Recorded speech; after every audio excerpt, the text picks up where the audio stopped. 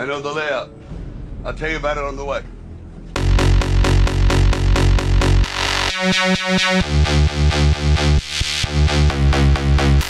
Sylvester Stallone is an American actor, screenwriter, and director who has gone from poverty to a multi-million-dollar fortune. In this video, you will learn how he achieved such success and where he is now.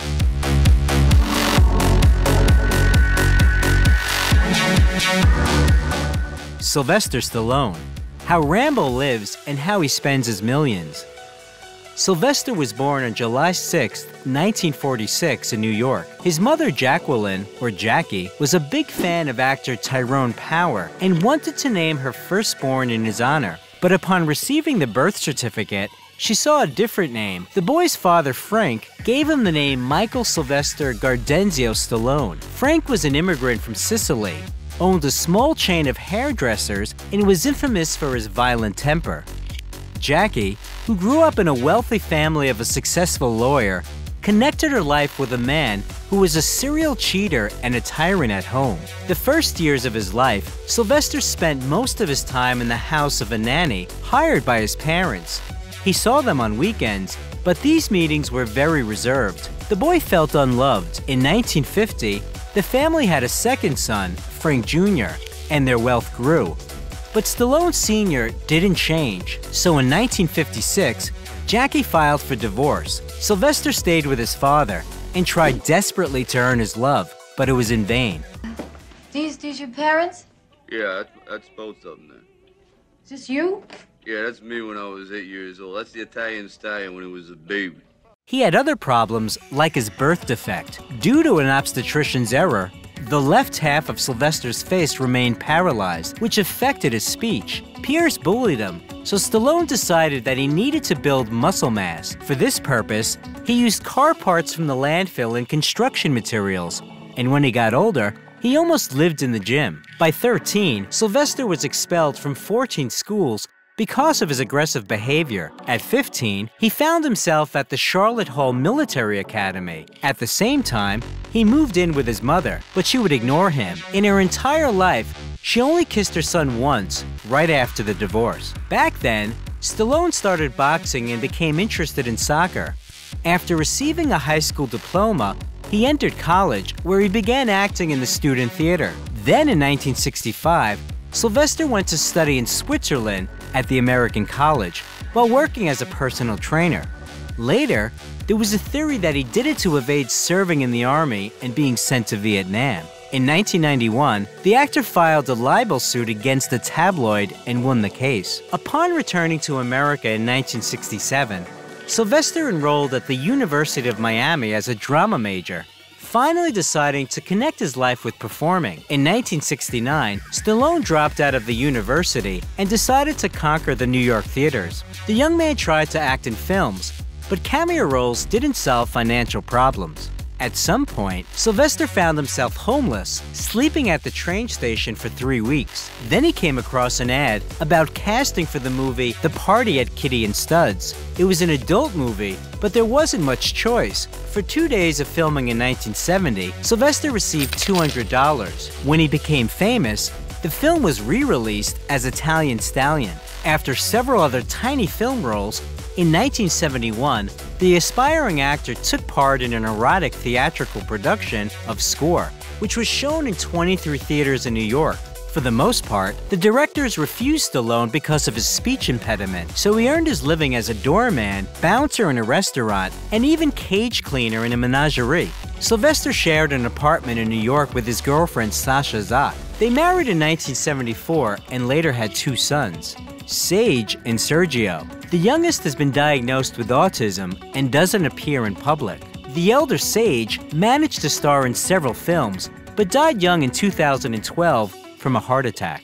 In 1974, Sylvester got a role in the movie The Lords of Flatbush. According to him, for it, he received 25 t-shirts as a payout, after which he moved to Hollywood. In 1975, the actor starred in the films The Prisoner of Second Avenue, Capone, Farewell, My Lovely, episodes of several TV series, and the fantastic action movie Death Race 2000. For the latter, Sylvester received $700 a week. In March of the same year, the actor watched the Muhammad Ali fight and got so inspired that he decided to write a film script about a boxer who never gives up. He did not leave the house for 92 hours while writing, and the story was a success by pure luck. Stallone auditioned for another movie, but he was turned down. During the audition, he mentioned that he also wrote scripts, and the producers asked him to send them the Rocky script. At first, the studio offered Sylvester $150,000 with the condition that another actor would play the lead role. After long negotiations, the producers agreed that Rocky would be Stallone himself. For this, the actor agreed to reduce his payout to $23,000. They say that at that moment, there was only $106 in his bank account, and he could not afford to keep his dog, so he ended up selling it for $50. To get the pet back, Sylvester had to pay $3,000 and promise a small role in Rocky. By the way, the Bull Mastiff also starred in the film. Look at his face, 64 fights. Look at that nose. See that nose? That nose ain't never been broken. 64 fights. I've had guys busted on it. I had guys chewing on it, twisting it, punching it. I mean, whack, boom. These guys are hitting my nose all the time. Never broke. I'm very proud of that. Not rare. That's rare. Filming was difficult, as was the preparation for it. Stallone even quit smoking when he realized that he couldn't last 5 minutes in the ring without being out of breath. The movie turned out to be incredibly successful and received 10 Oscar nominations. At that time, Stallone became the third actor in history nominated for this award simultaneously for Best Actor and Best Screenplay. The creators won 3 statuettes, including one for Best Film. After the film Fist and Stallone's directorial debut, Paradise Alley, he released the sequel to Rocky. While preparing for filming, Sylvester agreed to compete with his coach in the bench press and seriously injured his pectoral muscle. Since then, half of his chest has been more sinewy than the other. In 1981, the action movie Nighthawks and the sports drama Escape to Victory about a soccer team of World War II prisoners were released. After filming, Sylvester said that playing soccer was harder for him than boxing in Rocky. By the way, the next film released was Rocky III, for which Sylvester received $7 million, followed by the premiere of First Blood. Don't push it, I'll give you a war you won't believe. Stallone, as the screenwriter, participated in the casting for the lead role, rejected several candidates, and eventually played it himself. He received $3.5 million for his work. In 1984, Sylvester received a star in the Hollywood Walk of Fame. He also tried a genre change by starring in the musical comedy Rhinestone, for which he received $4 million and an anti-award Golden Raspberry. For the sake of this role, he refused to work in the films Romancing the Stone and Beverly Hills Cop that became super hits, which he later greatly regretted. A year later, critics gave a lukewarm rating to the continuation of Rambo's story, although President Ronald Reagan praised Sylvester Stallone for creating a new symbol for the American Army. For this film, the actor again received the Golden Raspberry. More success awaited Rocky IV, for which he received $12 million and the Golden Raspberry Anti-Award as the worst director. See, I fight, so you don't have to fight. 'Cause I want you to use your head for something instead of a punching bag like I do. Your head doesn't look like a punching bag. Meanwhile, Stallone's wife was tired of enduring her husband's numerous infidelities and filed for divorce, demanding compensation of $33 million. The last straw was Sylvester's affair with Bridget Nielsen. They met on the set of Rocky IV and got married in 1985, but the marriage lasted only 2 years. In the end, Bridget sued Stallone for $1 million. In 1986, Stallone starred in the action movie Cobra, for which he received $13 million. Hey, dirtbag. You're a lousy shot. I don't like lousy shots. You wasted a kid. For nothing. Now I think it's time to waste you. Interestingly, the main character's car, a 1950 Mercury Monterey, belonged to Sylvester in real life. 9 years later, the vehicle was stolen from his garage. It was returned in 2009, and along with the car, He got $3 million in compensation. Stallone's next project was the film Over the Top for $13 million. And in 1988, Rambo 3 was released. For his work, the actor received $16 million and a Golden Raspberry. In the next few years, the films Lock Up, Tango and Cash, Rocky V, Oscar, Demolition Man, and Cliffhanger were released. And for each of them, the actor received $15 million. Sylvester starred in Cliffhanger to overcome his fear of heights. You want to do it? Do it. Now. You live with it. At the same time, Stallone appeared as a police sergeant whose mother meddles with investigations in the comedy Stop, or My Mom Will Shoot. Mom, stay out of this, okay? Joe, wave to the crowd. Mom, God damn it! Hey, you don't swear to your mother. Hey, butt out! Hey, my mother, relax. Hey, it's your mother, so you do what she tells you to do. This film, for which he was again awarded the Golden Raspberry, the actor considers the worst in his career. He agreed to star in it to spite Arnold Schwarzenegger, who spread a rumor that he wanted to get this role himself. Of course, Arnold was just pranking his friend, but Sylvester didn't find out about it until many years later.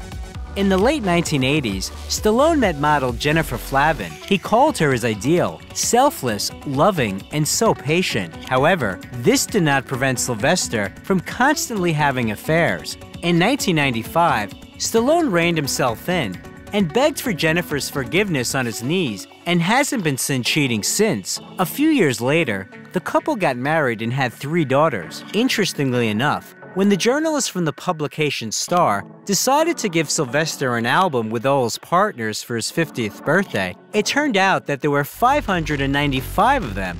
Among the actor's lovers were the singer Cher, who later called the man a Neanderthal, models Linda Evangelista, Cindy Crawford, Naomi Campbell, and Janice Dickinson. Meanwhile, the actor added several movies to his filmography. Among them were the films The Specialist, with a payout of $12 million, action films Assassins and Judge Dredd for $15 million each, and for the film Daylight, Sylvester earned $17.5 million and overcame another fear of confined spaces. To diversify his resume and play a more serious role, Stallone agreed to star in the thriller Copland for only $80,000. There's got to be a way out of this for everyone. So I say, why don't we all go in tomorrow together? Freddie, I invited men, cops, good men to live in this town.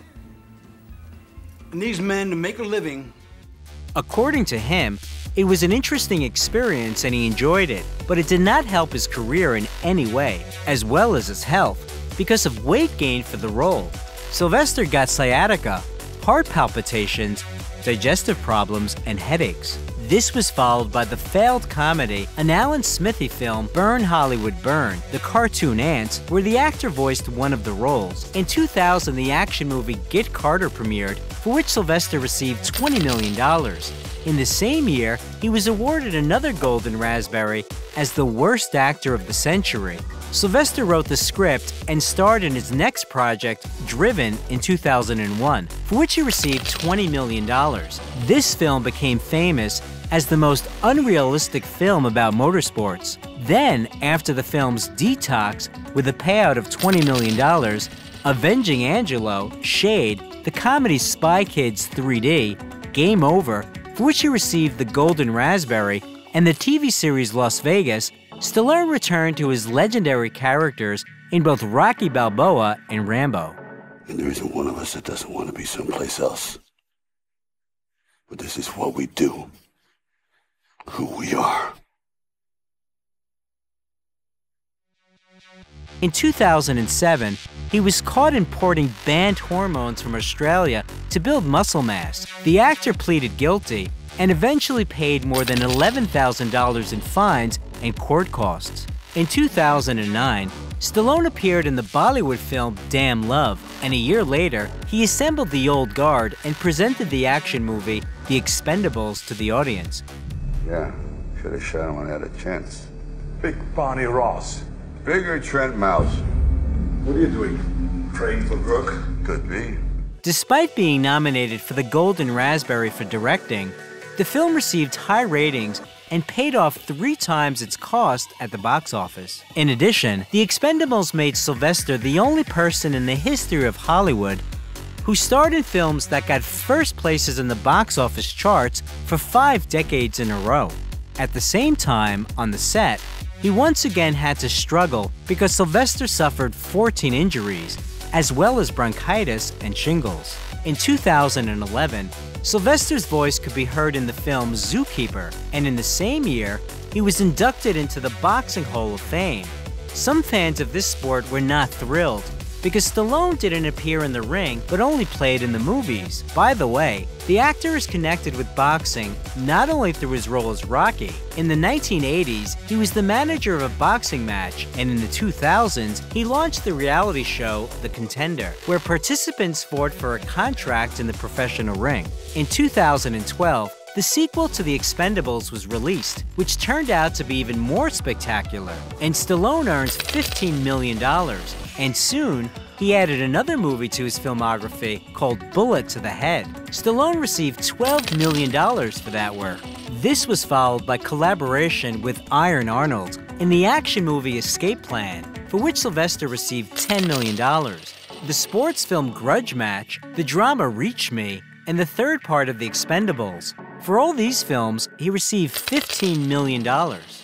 In 2015, Stallone voiced the cartoon Ratchet & Clank and presented another continuation of the story about the legendary boxer Creed, for which he received the Golden Globe Award. You're gonna take a beat, you're gonna take this, you're gonna get knocked out, you're gonna get up, and you're gonna see if you got the right thing. But you gotta work hard. I swear to God, if you're not gonna do it, I'm out. After 3 years, the second part was released, and between them, Guardians of the Galaxy Volume 2 and the cartoon Animal Crackers. Soon, Stallone appeared in such films as Backtrace, the second and third parts of the fantastic action movie Escape Plan. In 2019, the fifth film about Rambo, with the telling title Rambo: Last Blood, was released. I want you to feel my rage, my hate, when I reach into your chest and rip out your heart!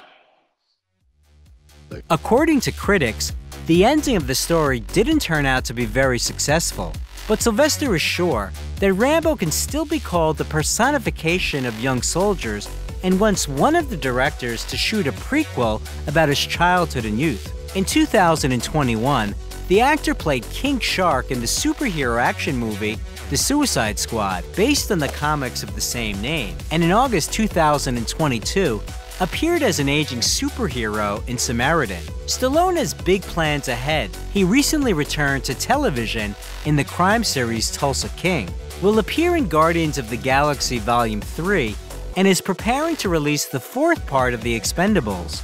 And he also intends to expand his franchise by shooting a TV series and a female version of the beloved blockbuster. It also became known that Sylvester is preparing a reality show with his family members.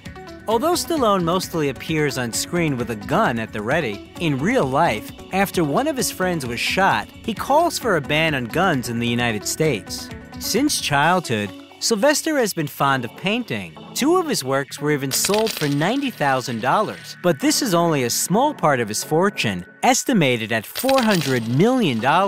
In addition to movies, Sylvester wrote several books about training, tried to launch a sports nutrition company, unsuccessfully, and published the magazine Sly with help tips and interviews with celebrities. This idea was also not very successful, with only 4 issues published. Another business failure happened with the Planet Hollywood restaurants. Stallone co-owned the chain with Bruce Willis and Arnold Schwarzenegger, but the establishments went bankrupt. Realizing that he was best at producing media content, in 2018, Sylvester founded his own film studio. He also sometimes agrees to star in commercials. He promoted the British bakery chain Warburton's and even Japanese sausages. But perhaps the most famous advertising campaign with him is the one for the Versace home collection. He appeared together with Claudia Schiffer as Adam and Eve. By the way, Stallone was friends with Gianni Versace, and was a regular guest of the Italian fashion house shows. But the actor refused one advertising offer. It was in the late 80s when an American beer brand offered him $5 million on the condition that he cut his hair. Sylvester Stallone spends his millions on an impressive collection of cars. In his garage, there are Bugatti Veyron, Aston Martin DBS, Bentley Continental GTC, Ferrari 612 Scaglietti, Ferrari 599 GTB Fiorano, Mercedes SL65, Mercedes E-Class, Porsche Panamera, Chevrolet Camaro, Ford Mustang, one of the most popular classic cars, Corvette 68, and even a rare Ford from 1932. We must not forget the luxury Cadillac Escalade. Stallone invested more than $400,000 in the design of this car. In addition, Sylvester loves motorcycles and expensive watches. He has a gold Rolex Submariner with a black dial, the cost of which is $20,000, as well as a GMT Master 2 Rolex made with 18-karat white gold for $7,500. However, one should not think that Stallone spends his millions only on himself. For decades, he auctioned off the original props from Rocky and eventually raised about $10,000 for the Canadian Diabetes Association. Stallone donated several million more to the project to combat childhood epilepsy. In the last decades, Sylvester has lived in a mansion in Beverly Hills. Its interiors varied from pompous neoclassicism with columns, curtains, gilding, and statues to modern bright decor. At the end of 2021, Adele bought this house for $58 million. Today, Sylvester owns a mansion in Palm Beach, Florida, with a pool and an outdoor jacuzzi worth $35.4 million, and an estate in Hidden Hills, California, bought in February this year for $18.2 million. The house has 5 bedrooms with bathrooms, a kitchen with granite countertops, a dining room, and also a stable on the territory. Previously, Stallone owns a villa in Miami with 3 guest houses, which he sold for $24 million. A house in Coconut Grove, Florida. The actor received $16 million for it in 1999, as well as a house in La Quinta, California. Sylvester and his wife bought a Mediterranean-style mansion in 2010 for $4.5 million and sold it in 2020 for $3.1 million. Sylvester Stallone is a whole era in cinema. Despite critical reviews of his acting and a string of nominations for the Golden Raspberry, he became a fan favorite. And what is your favorite Stallone role? You're not as fast as you think. I'm beginning to sense that. Peter Dinklage, how Tyrion from Game of Thrones lives and how much he earns. Peter Hayden Dinklage was born on June 11, 1969 in Morristown, New Jersey, in an ordinary family. His mother, Diane, worked as a music teacher in elementary school, and his father, John Carl, was an insurance agent, but he was out of work for several months a year. The actor has German, Irish, and English blood in his veins. At the time of Peter's birth, the family was already raising a son, Jonathan. In early childhood, the future actor was diagnosed with a rare gene mutation, achondroplasia. This is a type of dwarfism in which the growth of limbs slows down. Although the head and body develop according to the norm, it is noteworthy that only Peter was diagnosed with this condition. The rest of the family members are absolutely healthy. At the age of 5, the boy underwent surgery to straighten his legs, but doctors couldn't do more. In adolescence, Dinklage's height stopped at 4 feet 5 inches, while his weight was 77 pounds. Peter attended the Del Barton Catholic School for Boys. Because of his appearance, he was often bullied by his peers, and because of that, he became hot-tempered and unsociable. In an interview, Dinklage admitted that he managed to cope with the pressure of society thanks to his family, who taught him to accept himself. With age, the boy began to treat his condition with humor, which added to his confidence. In the 5th grade, Peter played the main role in the school production of The Velveteen Rabbit and received such a storm of applause that he decided to become an actor. After that, he participated in many productions until graduation. In his spare time, Dinklage developed his talent by performing puppet shows for neighbors with his older brother. By the way, Jonathan also had good acting skills, but his love for music prevailed, and he became a professional violinist. An interesting fact is that Bruce Springsteen's manager lived next door to the Dinklages. The famous musician often rehearsed there, and according to Peter's family, it was loud and they didn't like it at all. After graduating from high school in 1987, the actor enrolled at the Bennington Theatre College in Vermont, where he chose to major in playwriting. There, the guy proved himself as a talented and hardworking student, as well as a wonderful friend. Peter spent his extracurricular time, like all ordinary students, at loud parties with alcohol and music. He even performed with his own punk band, Wizzy, where he played trumpet and was one of the singers. In memory of his carefree youth, Dinklage has a noticeable scar along his face, which he received during one of his concerts, jumping on stage. In 1991, the young man graduated from college. After that, he and his best friend Ian Bell went to New York, where they planned to open a theater company. The guys didn't have much money, so they rented a cheap apartment in Brooklyn with a horde of rats and no heating. For a long time, Peter couldn't find a job, theater groups didn't hire him, and movie producers only offered him to play leprechauns or gnomes. He refused to take them on principle, since most of them mocked people with dwarfism. After numerous casting failures, Dinklage got a job at a data processing company, but the money he earned was barely enough to pay the rent. Peter admitted that at that time he could often afford only a pack of chips a day. In the end, the guys were evicted for non-payment, after which Peter had to ask friends for a place to stay. Soon Dinklage got lucky and received a role in an independent movie. In 1995, the aspiring actor made his screen debut in the comedy drama Living in Oblivion, where his partner on the set was Steve Buscemi, who became his good friend. Do you know anyone who's had a dream with a dwarf in it? No! I don't even have dreams with dwarves in them. The only place I've seen dwarves in dreams is in stupid movies like this. In the film, Peter actually played himself, an actor who, due to dwarfism, is offered only stereotypical roles. However, despite the fact that Dinklage's acting received high reviews from critics, he couldn't find an agent. In 1996, Peter starred in Mickey Rourke's action movie Bullet, but was not even listed in the official credits.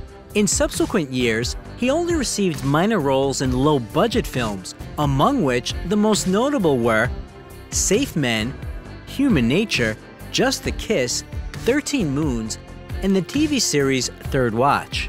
In 2003, Dinklage appeared in the drama The Station Agent, where he was cast as a reclusive dwarf, doomed to endless ridicule by others.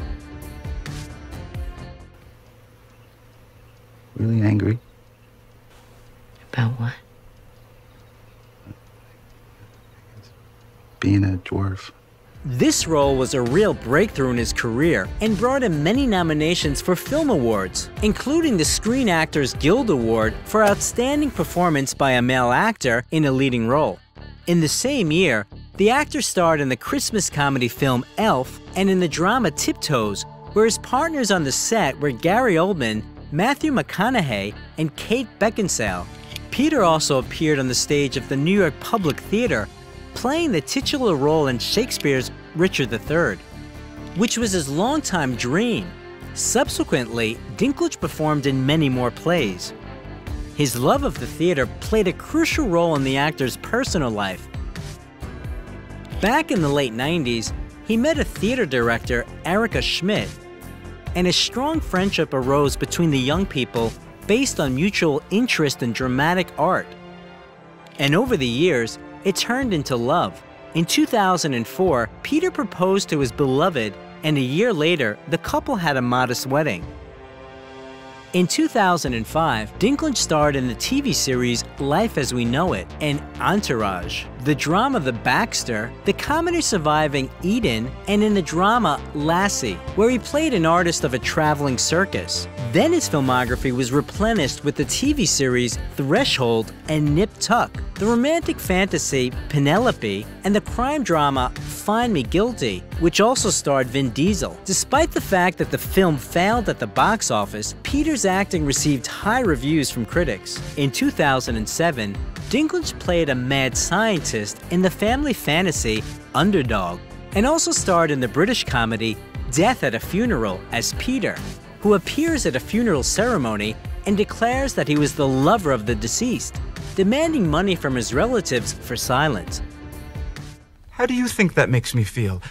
No, I'll tell you how that makes me feel. Cheap. Like a cheap slut.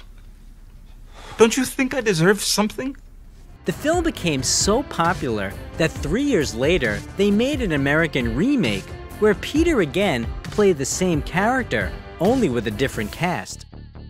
In 2008, the actor appeared in the movie Chronicles of Narnia, Prince Caspian, where he played the dwarf Trumpkin. After the release of the film, critics unanimously stated that Dinklage failed to eliminate the stereotypical image, and he himself considered participation in this project a great disappointment.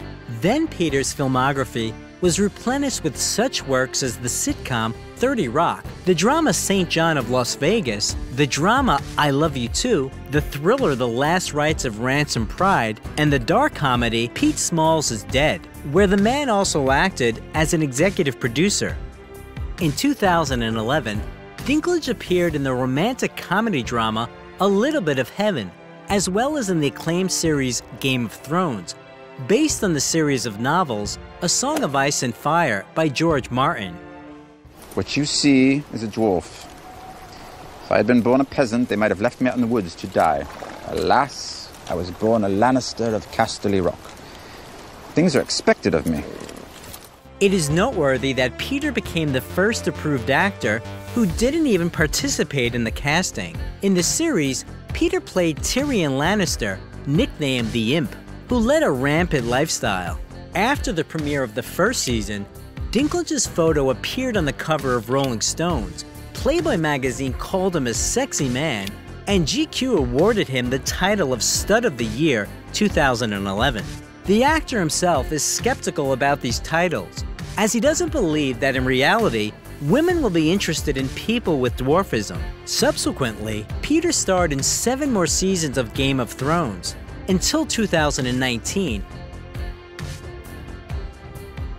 In an interview, he admitted that when he got his hands on the script, he started reading it from the end to make sure that his character would live to see the last episode. At the same time, with each season, the popularity of his character only increased, and eventually he took second place in the ranking of the best characters of the series, second only to his on-screen sister, Cersei. At some point, I want to hear how a Night's Watch recruit became king in the north. As long as you tell me how a Lannister became hand to Daenerys Targaryen. Long and bloody tale. To be honest, I was drunk for most of it. By the way, Lena Headey, who played Cersei, is a longtime friend of Peter, and he advised the directors to invite her to the role. It's worth mentioning that among the actors of the series, Peter received the largest number of awards: 4 Emmys, a Golden Globe Award, a Saturn Award, and a Screen Actors Guild Award. And the New York Times called Peter Dinklage one of the 8 actors who turned television into art. Game of Thrones has become the most successful HBO project of all time, as well as the most expensive in the fantasy genre. According to some reports, Peter's fee per episode was $150,000 in the first 2 seasons, $300,000 in the 3rd and 4th seasons, $500,000 in the 5th and 6th seasons, and the last season brought him $1.1 million per episode. Thus, Dinklage's total income from filming in the series exceeded $30 million. In between Game of Thrones seasons, the actor participated in other projects, voicing cartoon characters Scrat's Continental Crack-Up Part 2, Ice Age, Continental Drift, Rick and Morty, and Angry Birds Movie 2. He also voiced Tyrion in the video game based on the series. In addition, Peter appeared in several films. In 2013, his filmography was replenished with the drama A Case of You and the comedy Nights of Badassdom. And in 2014, he appeared in the dramas Lowdown and The Angriest Man in Brooklyn, as well as the fantastic action movie X-Men: Days of Future Past, where he played the evil scientist Boulevard Trask. By the time you see the need for my program, it'll be too late. And you will have lost 2 wars in 1 lifetime. It's worth noting that Dinklage wanted to star in this film so much that he agreed to the role without even reading the script. His acting received high reviews from critics, and he himself was nominated for the MTV Channel Award for Best Villain. In 2015, Peter starred in the drama Taxi and in the fantastic comedy Pixels, which was criticized and was nominated for the Golden Raspberry Anti Award. In 2016, Dinklage, together with his business partner David Ginsburg, founded a film production company, Estuary Films. In the same year, his filmography was replenished with the comedy The Boss, and in the following year, he appeared in the detective Rememory, the dramas 3 Christs and 3 Billboards Outside Ebbing, Missouri, starring Frances McDormand and Woody Harrelson. You 2 boyfriend and girlfriend? Early stages, you know? Is that right? We had a couple dates. The latter picture received high reviews from critics, and the creators, along with the actors, received many awards, including 2 Oscars and 4 Golden Globes. Despite the fact that Peter himself didn't receive anything for his role, the audience noted his image as one of the most memorable. In 2018, the actor played the main role in the fantastic drama I Think We're Alone Now, and in the biographical film My Dinner with Hervé, which tells about the last days of the French actor Hervé Villechaize. Being famous is like being drunk, except the whole world is drunk with you. By the way, in both films, Peter was also a producer. In the same year, Dinklage appeared as a giant dwarf in the superhero movie Avengers: Infinity War, which became one of the highest-grossing films in history. What happened here? You were supposed to protect us. Asgard was supposed to protect us! Asgard is destroyed. In 2019, Peter played a cameo role in the comedy Between Two Ferns, the movie. And next year he starred in the thriller I Care a Lot. He also voiced one of the characters of the cartoon The Croods: A New Age. In 2021, Dinklage appeared in the title role in the musical Cyrano, based on the plot of the stage play of the same name, the script of which was written by his wife. Freak. Is that it? Have you exhausted your dictionary of scorn? Interestingly enough, he literally begged Erica to choose him for this role, as he dreamed of singing on stage. However, unlike the original work, the disadvantage of the main character is not a huge nose, but a small stature. For his brilliant performance in the musical, Peter was nominated for a Golden Globe. Now Peter's acting career is still on the rise. In the summer of 2022, the comedy American Dreamer premiered. Also, the filming of the movies She Came to Me, The Toxic Avenger, and Brothers has already been completed. And The Hunger Games, The Ballad of Songbirds and Snakes, and Hit Pig are at the stage of filming. To date, Dinklage's fortune is estimated at $25 million, which includes film royalties and advertising contracts. In 2017, Peter starred in an advertising short film of the beer brand Estrella Damm, and in 2018, he rapped in a commercial for Doritos and Mountain Dew with Morgan Freeman. The actor also advertised Cisco's The Network Intuitive. The funny thing is that Dinklage, having become famous, signed such a serious contract because at the beginning of his career, he was only offered the role of elves in Christmas advertising, which he refused. The celebrity carefully hides his personal life from the public. Peter doesn't have social media accounts and is very angry when paparazzi are watching his family.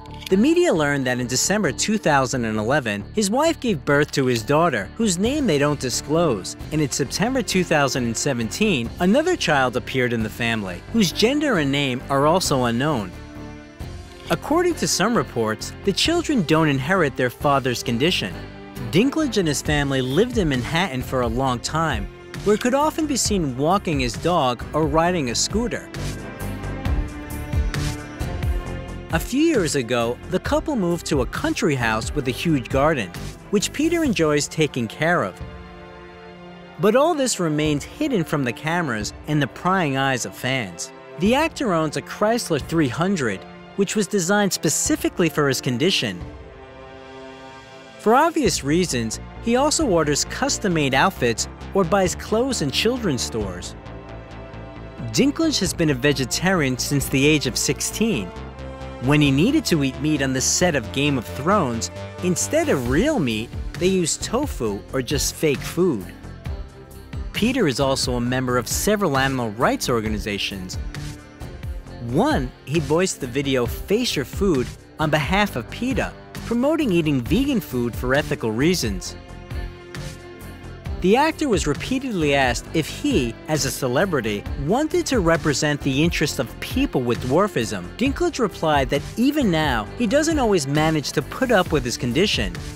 So it would be hypocritical to try to help people cope with something that he can't cope with himself. However, he still took advantage of his popularity to draw attention to one incident. In 2012, in his speech at the Golden Globe ceremony, he mentioned the actor with dwarfism, Martin Henderson, who was thrown by a drunk rugby player at a New Zealand bar. As a result of the fall, Henderson suffered spinal damage and eventually died of his injuries in 2016. Peter became world famous after the release of Game of Thrones, but his filmography is full of other outstanding works. What movie with Peter Dinklage do you like the most?